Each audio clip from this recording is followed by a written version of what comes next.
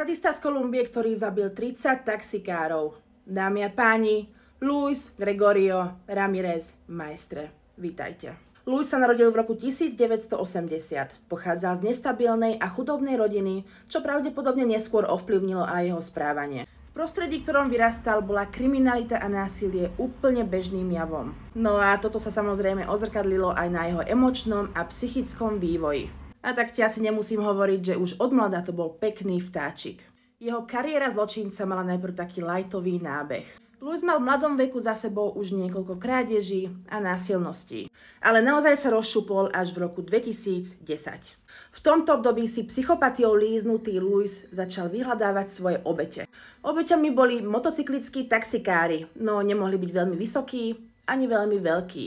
A to konkrétne jeho najvyššia obeť mala 170 cm, no a tá najťažšia mala 60 kg. Ako isto vieš, bolo to preto, aby ich mohol ľahko premôcť. A tak aj bolo. Prebiehalo to takto. Luis si zavolal taxík, no a keď mu jeho obeť vyhovovala, tak si za ňoho sadol a hra sa môže začať. Taxikárovi povedal, aby ho zobral na miesto, ktoré bolo stále mimo mesta a bolo opustené. Počas jazdy využíval svoju charizmu a tak celkovo jeho takú tú ukecanosť. A aj mu to vyšlo. Za každým. Keď dorazili do cieľa, Luis začal svoju obeť škrtiť. Škrtil ju len dovtedy, kým odpadla. Totižto Luis naozaj dával záležať na tom, aby jeho obeť nezomrela. Ešte. Kým bol taxikár bezvedomý, jeho ruky priviazal o strom. A potom o ďalší strom priviazal jeho nohy. Tak, aby bol taxikár vodorovne nad zemou. No a potom neostávalo nič iné, len počkať, kým sa jeho obeť zobudí. On mal totižto takú nulovú empatiu a bol tak emočne prázdny, že vyslovene chcel vidieť, ako ten druhý človek trpí a bojuje o život. Potom, keď sa taxikár zobudil, tak mu Luis prevliekol cez hlavu slučku. Túto slučku Luis priviazal o ďalší konár z niektorého stromu. Aby si chápal, tak išlo o to, že obeť sa musela neustále priťahovať za tie laná, ktoré mal omotané okolo zápestia a nôh. Totižto keď to nerobil, tak začal klesať a slučka okolo krku sa mu začala zaťahovať. A teda prežitiu musel vynaložiť obrovskú silu.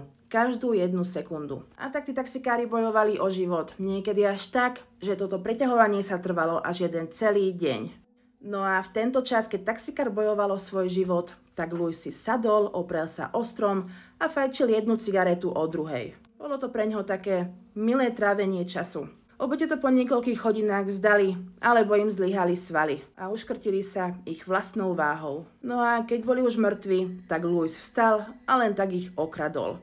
Zobral im peňaženky, telefóny, motorky, prilby, všetko, čo sa mu zachcelo. A presne tieto krádeže sa pre ňoho stali osudovými. Totižto, jedna z Luisových obetí mala veľmi drahý telefón.